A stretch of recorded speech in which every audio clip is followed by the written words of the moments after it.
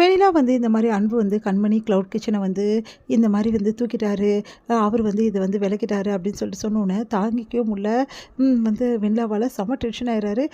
அன்புக்கு என்ன ஆச்சு அவருக்கு? ஏன் இப்படிலாம் பண்ணாரு? கண்மணி பேர் பிடிக்கலன்னா கண்மணி பேர மாத்திட்டு வந்து என் பேர கூட வைக்கலாம். சரி என் பேர வைக்க வேணாம்னா கூட அன்பு பேர கூட வச்சுக்கலாம். இல்ல பாட்டி பேர வச்சுக்கலாம். இல்ல ராஜேஸ்வரி கிச்சனோட சேர்த்து இதையும் வந்து ரன் பண்ணிக்கலாமே. அத விட்டுட்டு எதுக்காக இந்த மாரி வேலை பண்ணணும்? கண்மணி அந்த மாரி ஒரு கேள்வி கேட்டா. கண்மணி கேட்டதெல்லாம் உனக்கு தெரியுமா அப்படின்னு சொல்லிட்டு சொல்கிறாங்க.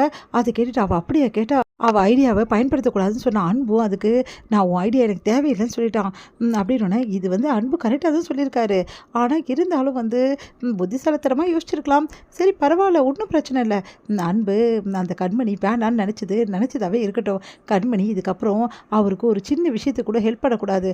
அந்த விஷயம் கூட கண்மணியோடது கூட வேணவே வேணாம் அவருக்கு. அவர் எடுத்த முடிவு இது நல்ல விஷயம் தான் அப்படின்னு நான் நினைக்கிறேன் அப்படின்றாங்க.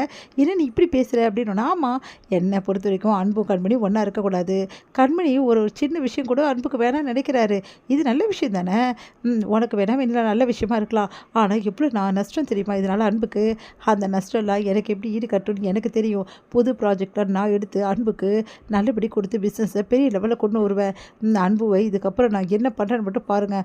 அந்த லெவல் அன்பு பிஸ்னஸில் பெரிய ஆளாக்குவேன். என் கூட அன்பு இருந்தால் என்ன மாதிரி ஆவார் தெரியுமா அப்படின்னோடனே அப்படியே சொல்கிறேன் அப்படி தான் சொல்கிறேன் அப்படி சொல்லிட்டு போகிறாங்க. இங்கே வந்து என்ன பண்ணுறாங்க, கண்மணி வந்து செம்ம டென்ஷனாக உட்காந்துருக்கா. அவங்க அம்மா வந்து என்னடி நீ இப்படி பண்ணுற, சிவகாமி என்னென்னமோ சொல்கிறாளேடி, ஏன்டி இப்படிலாம் பண்ணிட்டு வந்தேன்னு அவங்க அம்மா மனசு வந்து பாருங்க. பாருமா நான் பண்ணதெல்லாம் கரெக்டு தான். நம்ம கடையை உடச்சி நம்மளை நிர்கதியாக நிற்க வச்ச அந்த ஆளுங்களுக்கு எல்லாருக்கும் பதிலடி கொடுத்து தான் நான் தீருவேன். அதான் கொடுத்துட்டு வந்தேன் அப்படின்றாங்க. சரிடி இப்படி பண்ணால் எப்படி அப்படின்னு இங்கே பாருமா நீ அமைதியாயிரு நான் பார்த்துக்கிறேன் அப்படின்னு சொல்லிட்டு கண்மணி போயிடுறாங்க. இங்கே வந்து ஒன்றும் புரியாமல் யோசிச்சுட்டே இருக்காங்க. வந்து தாங்கிக்கவே முடியல. நம்ம வந்து சிவகாமியால் நடந்த விஷயங்களை யோசிச்சுட்டு இருக்காங்க. அன்புக்கிட்ட போய் பேசி பார்க்குறாங்க. ஆனால் அன்பு வந்து பேச்சை வந்து காது கொடுத்தே வாங்குற மாதிரி இல்லை. அவர் ஒரு மாதிரி இருக்கார். அதெல்லாம் பார்த்துட்டு என்ன பண்ணுறதுன்னு தெரியாமல் தவிக்கிறாங்க சிவகாமி.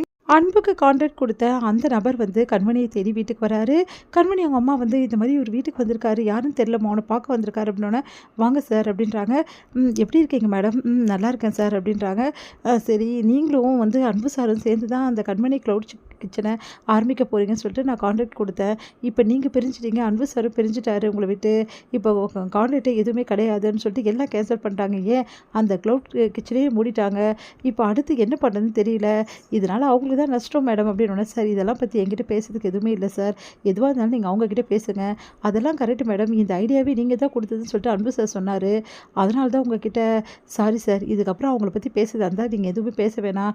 தயவுசெய்து இங்கேருந்து போங்க அப்படின்னு சொல்கிறாங்க. மேடம் நாங்கள் அதை பற்றி பேச வரல.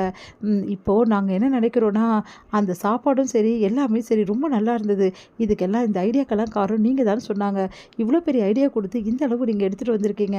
அதனால் இதை தொடர்ந்து நான் வந்து ரன் பண்ணணும் கிடைக்கணும் எங்களுக்கு நாங்கள் நினைக்கிறோம்.